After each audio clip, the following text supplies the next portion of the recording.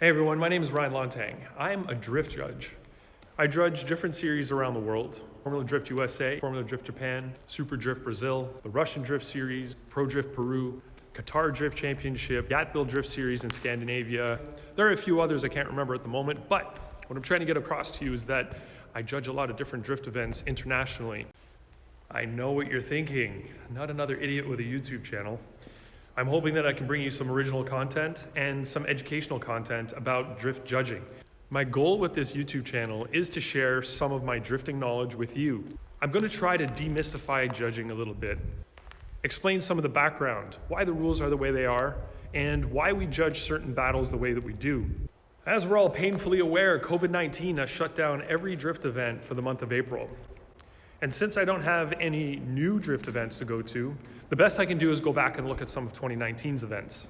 So now I'm going to look back at the 2019 Formula Drift season opener in Long Beach. I'm going to look at some of the less ideal qualifying runs and break down why they were judged the way they were. And then we'll look at some of the better qualifying runs and show you what exactly it is we're looking for as judges. All right, enough about me. Let's have a look at the 2019 Formula Drift Long Beach qualifying session. Now, before we look at some actual qualifying runs, I should probably explain the driver briefings.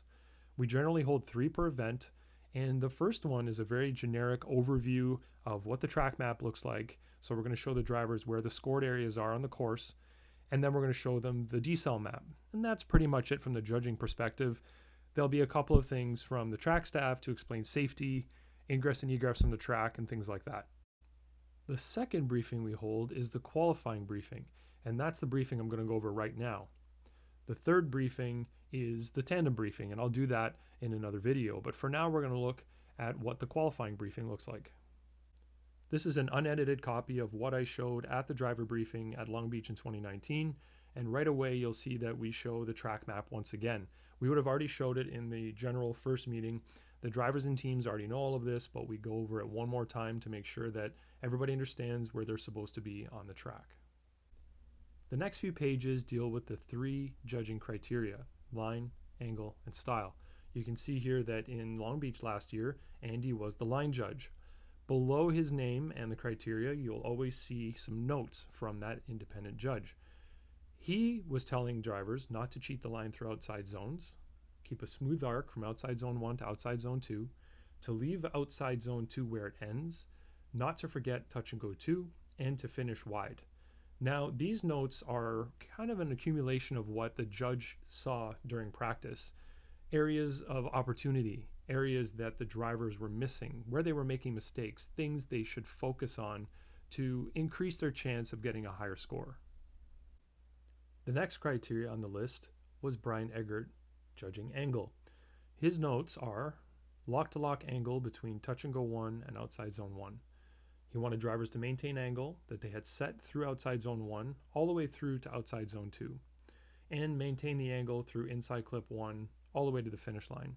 And again, these are notes that Brian would have made during practice, areas of opportunity, and things that he thought drivers should focus on to get that higher score. The third criteria is, of course, style. Style refers to fluidity and commitment, and those 2 criteria within style always stay the same. They don't change depending on what track we go to. Fluidity refers to the rotation of the car in its own axis, and that starts at initiation. You want to see a quick, smooth, and accurate initiation from the driver. Now, when I say accurate, I mean that the car gets to the desired amount of angle in one motion. There's no stopping short and then having to add extra angle, and there's no over-rotating and having to take angle away. Now, commitment, on the other hand, deals with the forward momentum of the vehicle. And that's how well the driver is going to, let's say, throw the car towards a wall, knowing that he's just going to graze it with the bumper and keep going. And at Long Beach especially, this is important because we have touch and go 1, outside zone 1, and outside zone 2.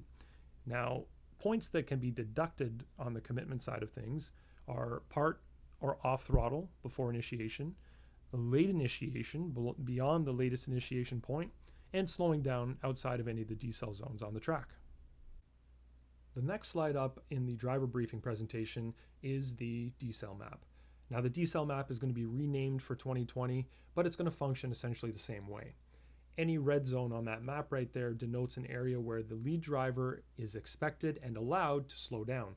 Now, in a tandem situation, that's very informative and helpful for the chase driver because they know where to expect to slow down from the lead, and they know that if the lead slows down anywhere outside of that and causes the chase driver to make a mistake, that the chase driver will not be held at fault for that, which gives that chase driver the confidence to really get close to the lead driver all the way throughout the course. The next slide, of course, is the qualifying incompletes. Very basic and simple slide. It just shows the 3 hard rules about incompletes. So spinning out, drifting in the opposite direction you should anywhere on the track, and any latchable item opening during a run. That goes for tandem and qualifying, and that's a pretty important one that was implemented quite a few years ago now that has really eliminated most of these situations occurring, which in a sense was the goal, but also to keep it fair for the chase driver that could be thrown off if a hatch comes flying open in front of them during a tandem battle. The final page in the qualifying briefing is generally for notes. Sometimes it refers to judging, sometimes there are things that don't refer to judging.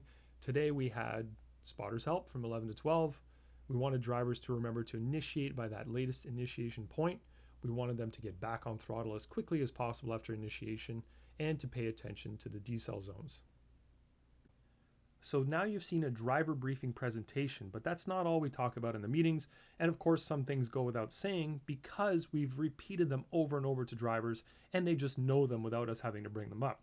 One of our really tough sticking points is the handbrake pull outside of decel zones. This is one that we've beaten to death in driver briefings, debates that we've had with drivers and teams. The drivers feel like it's part of their toolbox. It's something they should be allowed to do wherever they need to, but as judges, we don't like to see it. We've repeated over and over not to do it, and it's kind of tough to find footage of someone pulling that handbrake now outside of decel zones unless they make a big mistake and they have to correct it. Which brings me to my next point, which is on throttle all the time. We want to see the drivers on throttle all the way up to initiation. Once they get the car sideways, of course, they can lift, get the car set, back on throttle as soon as possible, and then full throttle throughout the entire course as much as possible. We want to see aggressive driving, committed driving from start to finish. And as you can see in this run, Dye was on throttle everywhere he needed to be, lots of smoke, and looked great. Last but not least, what would Long Beach be without that big, snappy, aggressive transition under the Firestone Bridge? And it's something that we bring up a lot, and the drivers have been doing a great job of giving it to us year after year. Those of you that have watched a Formula Drift live stream in the past will probably get a little bit of anxiety seeing this screen. But hang on one second, it's up for a good reason. We were recently informed that the 2020 Long Beach Grand Prix will not be rescheduled. It was originally canceled because of the coronavirus, but they had thought they could find another time for it during the season. Unfortunately, they won't be rescheduling it, which means that Formula Drift cannot hold a round of Formula Drift in Long Beach in 2020 either. So the screen is up in honor of the 2020 Formula Drift Long Beach round that never was and never will be, and looking forward to coming back in 2021. All right, now that all of that stuff's out of the way and I've made you sad by informing you that 2020 will not happen in Long Beach, let's look back to 2019, and we're going to start with Joao Barrion. This run brings up an interesting point right off the bat as we start looking at these runs, and that is the understeer situation. Now, as I pause it here, you can see that Joao's front wheels are clearly straight, but the debate comes up when we look at whether or not the vehicle is still at angle. Now, for it to still be at angle, you'd have to be going into a four-wheel slide where while the front wheels are understeering, the rear are still sliding. Thus, the vehicle is at angle, and this is where the debate comes in. Now, in this case, because of that understeer, Joao was late getting back on throttle and squandered any of the momentum that he had established on the run-up to initiation. So he's not able to get out to the touch and go, and the run overall is kind of low energy and lackluster because of that early mistake. But he gets through the course and does get a score, ending up with a 51. As we go through these videos, you're definitely going to notice that the most important part of this track is from initiation to outside zone 2. That big wide sweep to touch and go 1 to outside zone 1, and then running that wide arc to outside zone 2 is the majority of this course. The rest of it is fairly simple and basic. Of course, you do still need to hit your points, but the majority of the wow factor and the style points will be in that first part of the track. improve. All right, so there's Joao's score, and looks like As Kazuya Taguchi is coming up to the initiation point on this run, take a look at how his car initiates. Now, the style judge is looking at three aspects of the initiation. That's how quick, how smooth, and how accurate that initiation is. And as we watch Kazuya rotate the car to angle here, you're going to see his car get to a certain amount of angle, pause, and then he's going to throw more angle into it. So right here you can see he achieves one level of initiation, one level of angle. Then the car kind of stays the same, and then right here, watch the front wheels as he angles higher. Now he's at his second initiation. Now, because he lost all that momentum coming up to the first corner, you can see that he missed outside zone 1 way on the inside, and then misses outside zone 2 as well. So that killed the overall fluidity of his run. So now that you have an idea what to look for, let's watch Taguchi's run for a second time. This time we won't have any pauses or interruptions, and you'll be able to see it in real time. Make sure you look at that double initiation. So right here, it gets the car to a slight amount of angle and then adds that second amount of angle right there. Now, as you're going through the rest of the course, you can see that that initiation really made an impact on the rest of the run. And it's that type of initiation that the style judge is always looking for, as the initiation is supposed to be quick, smooth, and accurate. And it clearly wasn't here for Kazuya Taguchi. Another thing you need to keep an eye out for as the style judge is the latest point of initiation. And at Long Beach, it's marked by a light gray patch on the pavement. We can see that Dean definitely initiated at the right point in time, but after that his car shoots inside, he goes over the rumble strip, loses angle, and misses touch and go 1. And this is where the three judges' criteria is definitely separated. The line judge is looking at his sector 1 being pretty poor because he's on the rumble strip where he's not supposed to be. He misses touch and go 1, so that's going to be a deduction from the line judge right there. The angle judge is looking at the lack of angle as he runs over that rumble strip as well. Now, from the style judge's perspective, that was a pretty solid initiation. It was quick, smooth, and accurate in his rotation. So that's going to be pretty good from the style judge. Now, just beyond that, from touch and go 1 to outside zone 1, his transition was pretty lazy, so that'll be a deduction for sure. Easy, but there it is. Dean with a score of 70. That's a 7-0. You can see line. That initiation is so vital, and we're going to watch Austin Meeks here. Remember that the latest initiation point is that gray patch on the ground, and you can see he's doing it very, very late, and then doesn't get on throttle until very, very late here as well. And that's mainly because he's over-rotated and is not going to really make it around that first corner properly. You can see he misses touch and go 1, pretty late in outside zone 1, and then really late on outside zone 2 and not really getting out wide enough either. So that missing that initiation area has really thrown off the entirety of the run. Let's have a look at Austin's run one more time, this time at full speed. So you're going to see at initiation that he does it fairly late.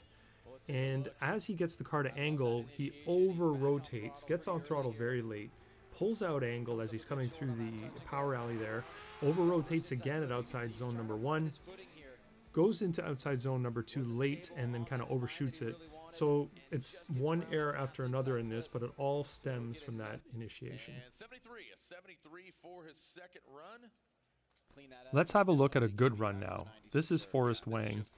We're going to analyze what he's doing on the track to see how he got his 95 score. Okay, so he initiates at the right spot. You can see right before that gray patch. Doing an awesome job here. Back on throttle fairly early. Out wide to the wall, and you can see that he's on throttle, committed. The angle's really set. Right here he transitions. Beautiful job. Right here we've got a long handbrake pull, and that's going to hurt him in the style side of things. Nice and fluid through the rest of the course, and you can see that he's on throttle in the right places. Gets the car slowed down there, tight on the clip, back on throttle through the finish line. Well done by Forrest Wang. Now let's have a look at that at full speed. Looking at Forrest's run up to initiation, he's on throttle, doing a great job. The initiation is not the snappiest. That rotation could have been a little bit quicker, but once he gets the car set at angle, it's pretty settled, looks awesome through here. You're going to see that big handbrake pull, and that's because his line isn't taking him where he wants to. It's not getting him out to outside zone 2, so the handbrake pull will get himself set up better for that. But it is a bit of a problem for the style judge, so there will be deductions. And again, that is what we've a near perfect run, a 95 for the Hawaiian Shredder. 93. The next driver up here is Chelsea Denofa. I'm going to do things a little bit differently on this run. I'm not going to really analyze it to begin with. How about you take a look at it and see if you can catch a couple of the mistakes that Chelsea made on this run that would have resulted in some deductions from the style judge and potentially the line judge as well. Now, as we look at the replay from Chelsea Denofa, I spot 3 different areas where points could be deducted. Now, the first one will be at the initiation point. As he's running up to initiation here, you're going to see a handbrake pull, which is totally fine, but he hangs on to that handbrake for a very long time, until that point right there. So that's going to be a deduction from the style judge. As he comes around this corner, beautiful job here, awesome getting out to the wall, great transition. Right here, you're going to see that he peaks on that outside zone late, so he's beyond the wall, and he also has a handbrake pull. Right here, not as deep on outside zone 2 as he could be, so that's the third area. So there's the initiation for the style judge. Outside zone 1 would be style and line, and then line on outside zone 2. And a 95, so just a bit shy.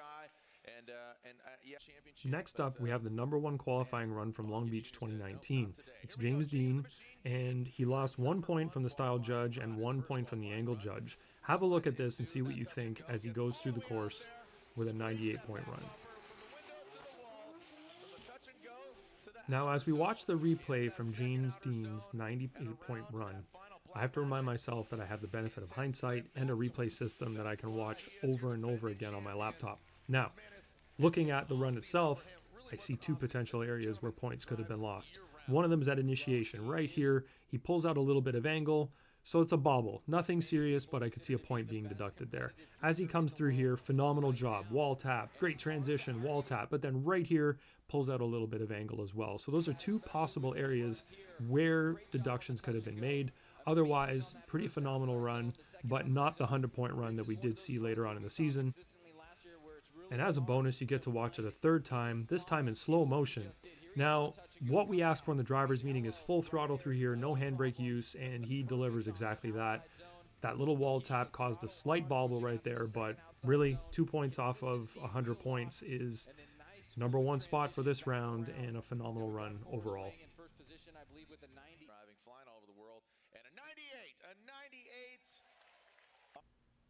So there you have it, an overview of the Formula Drift Long Beach qualifying session from last year, from 2019.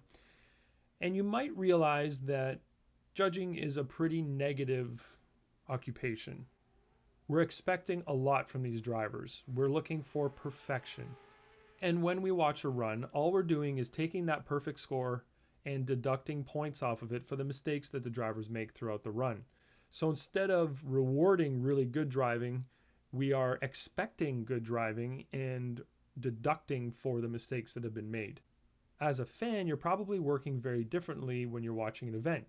You're going to reward and get excited about the good things that the driver's doing, and especially with your favorite drivers, you might overlook some of the errors that they make. But obviously, as judges, we can't react in that way. We have to be emotionless and kind of cold up there, just judging exactly what we see on the track. I assume at least one person will have watched this video, so to you, thank you very much. If you have a question or a comment, leave it below. I know that you have specific battles that you want to see me break down. I can guess which ones they are, but leave them below anyway. Let me know what you'd like to see, and I'll get to some more videos as soon as I can. Here's hoping that the 2020 season starts off soon, but until then, I'll keep posting videos from 2019, and I hope to run into you at a drift event somewhere soon.